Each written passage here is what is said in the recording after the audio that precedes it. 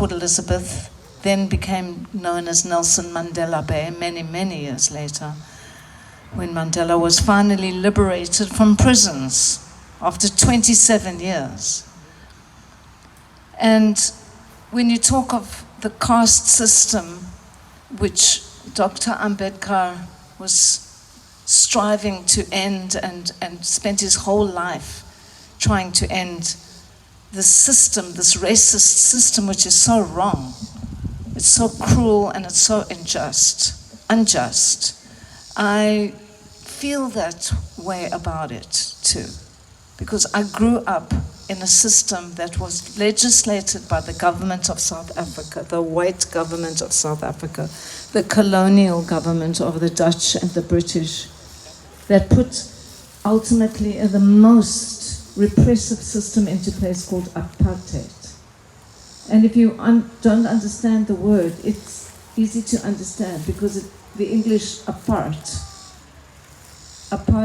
it's apartness. They try to separate for only one reason. They try to separate all of the races so that they could claim all the wealth of the country. So the racism and the separation of races was only just to benefit the white upper class so that they could have all the wealth of the country and they could force the majority of people who were black South Africans of many different nations, Zulu, Xhosa, Sotho, Tswana, Pedi, Shona, Venda, all these different nations that made up about 93% of the country's population at that time was about 44 million people. So only 7% was white. And they forced the black South African people to go and work in gold mines and to build the cities for the white man. So this was so cruel, South African system of apartheid. And that is why Nelson Mandela had to go to jail there, because they were afraid of Mandela. Mandela was like Dr. King and like Dr. Ambedkar. He devoted his life to telling the people of South Africa that you don't have to accept this. We cannot go on like this. And it's the same situation that we're facing now all over the world. There are these forces of evil that would want to separate us. They wouldn't want us to even be together like this. But here we are.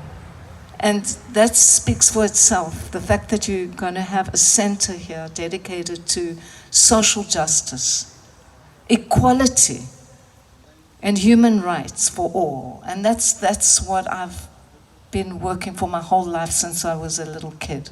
Because I think at age 10, or even younger, I looked around me and I could see, it was painful to see how people were being treated. Anybody who wasn't, I don't think that this is pure white, I don't think this is closer to white, but there is no such thing as race, actually. Race is a false construct that is just created to divide people. But I grew up in this white skin, knowing that my brothers and sisters of different hues were being mistreated and abused right in front of me as a child, and it hurt me. And I was one of the lucky children in a way, because I had this inquiring mind. I wanted to understand. I couldn't accept it.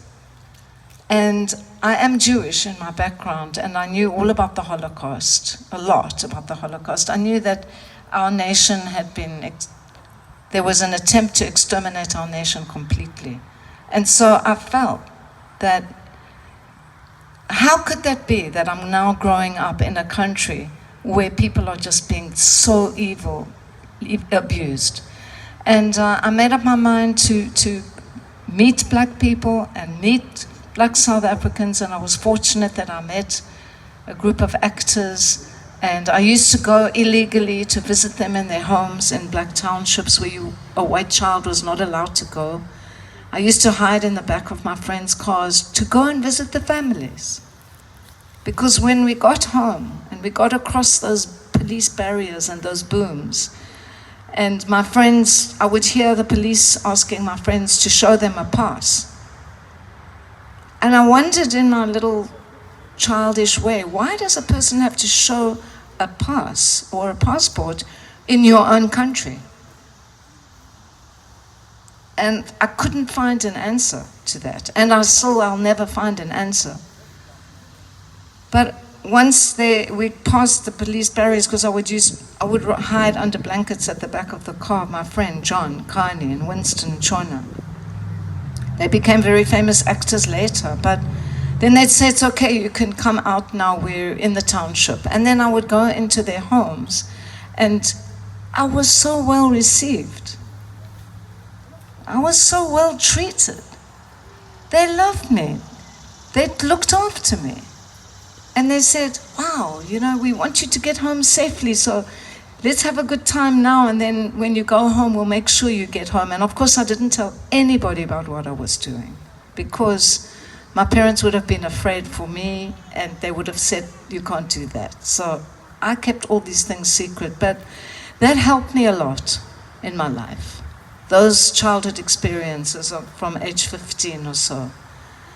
To understand that people are people, everybody deserves the same opportunities, the same human rights should be extended to all people.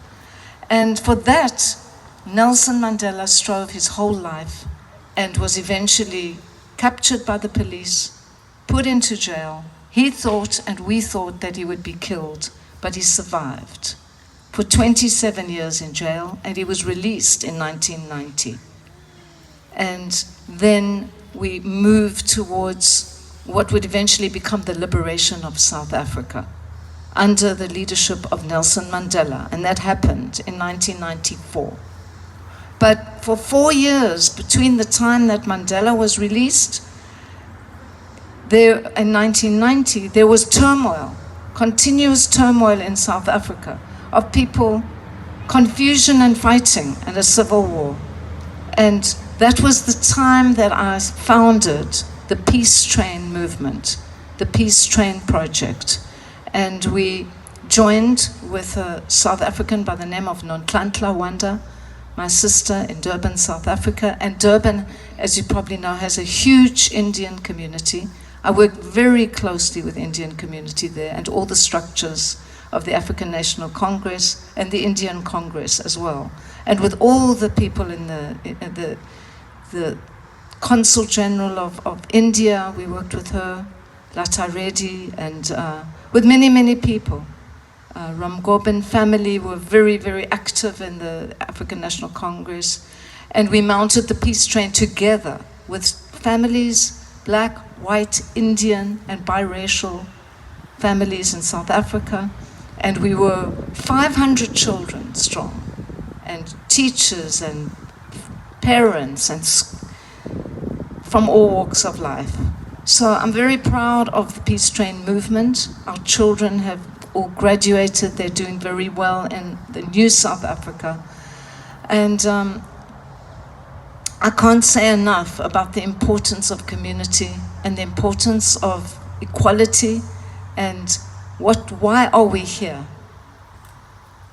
And I think that our leader this morning brought us into that moment with the meditation, that we're here to spread peace amongst ourselves, amongst each other.